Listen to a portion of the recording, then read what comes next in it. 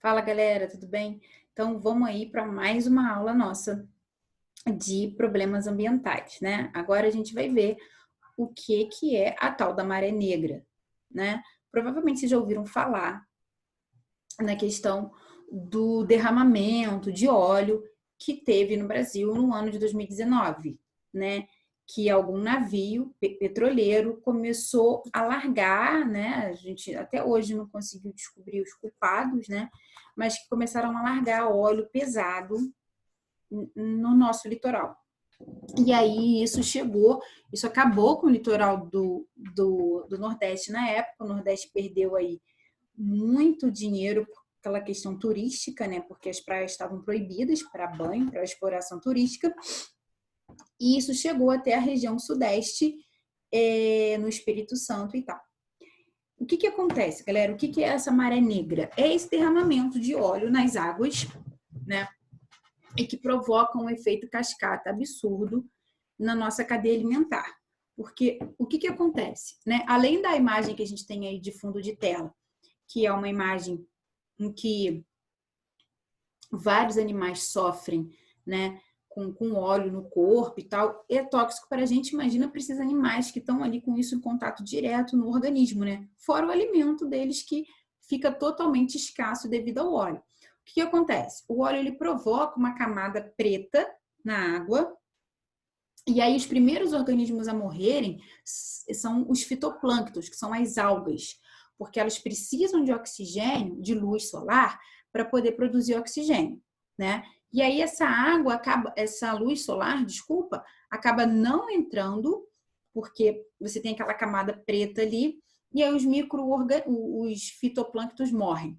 Depois morre o zooplâncton, porque o zooplâncton se alimenta de fitoplâncton. Aí morrendo o zooplâncton, morre os pequenos peixes ou crustáceos que se alimentam de zooplâncton. E assim vai se tornando um efeito cascata, tá? É um efeito devastador. Aqui no Brasil, nesse último desastre ambiental, a gente pode chamar de desastre ambiental que teve, quase nenhuma providência foi tomada. As pessoas, no desespero, iam para as praias ajudar, né, a coletar, a tirar aquele óleo da areia, o que é super tóxico. Várias pessoas tiveram problemas com isso, porque não usavam os equipamentos de segurança, né? O governo não ajudava. Então, isso teve um grande problema aqui. A gente já teve comentários de que o peixe é inteligente, né? Que ele desvia, ele vê um óleo chegando e desvia, umas coisas absurdas, né? Mas então, maré negra é isso, essa questão da poluição por petróleo. Você acaba podendo até ter, dependendo da área em que esse petróleo for ocupar, você pode até ter um problema de eutrofização também, tá? E aí, tem alguns estudos e algumas questões que já caíram também em prova, foi da questão de bactérias que degradam esse óleo, tá? São bactérias produzidas em laboratório que têm função de consumir esse óleo. O problema é que elas consomem esse óleo e você fica com as chamadas zonas mortas, porque só elas que vão sobreviver ali, porque elas consomem o óleo e consomem o oxigênio da água, né? Então, elas começam a se proliferar para caramba, porque tem alimento, tem óleo para caramba, e consomem oxigênio porque elas vão estar em grande número. Então, você vai ter o que a gente chama de zonas mortas no oceano quando você tem o problema de uma maré negra, tá? O outro problema da poluição aquática é a maré vermelha.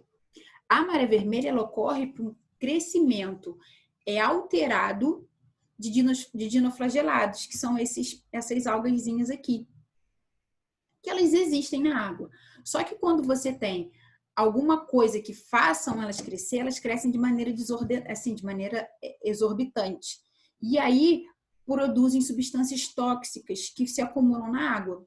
Algumas substâncias dão coloração vermelha. Aqui é uma maré vermelha que eu acho que a gente teve, se eu não me engano, essa imagem aqui é uma imagem aqui do Brasil, tá? Ali do litoral norte do Espírito Santo.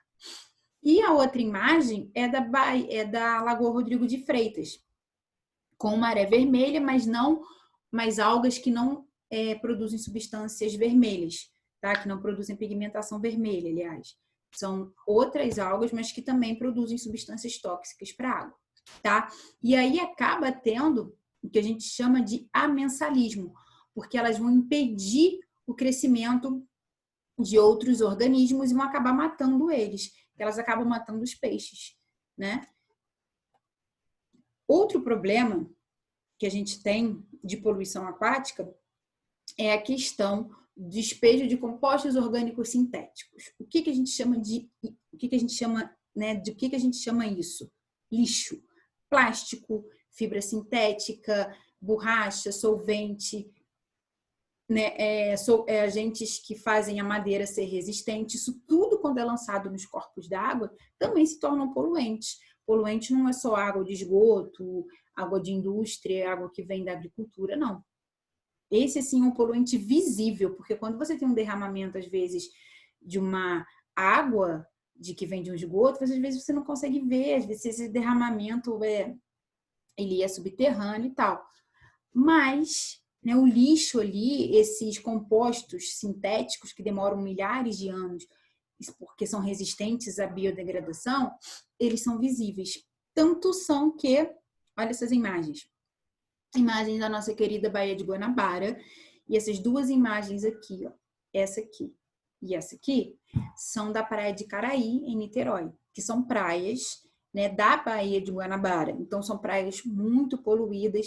Praticamente ali o banho ele é proibido quase um ano inteiro, dependendo principalmente da maré, porque além dos resíduos de esgoto, de indústrias que essa praia acaba recebendo pela questão dos rios que desaguam na Baía de Guanabara, que são totalmente poluídos, ainda tem a questão do lixo, né? A questão do lixo são duas coisas. Eu gosto muito de falar isso. Primeiro, é uma culpa governamental, isso é fato.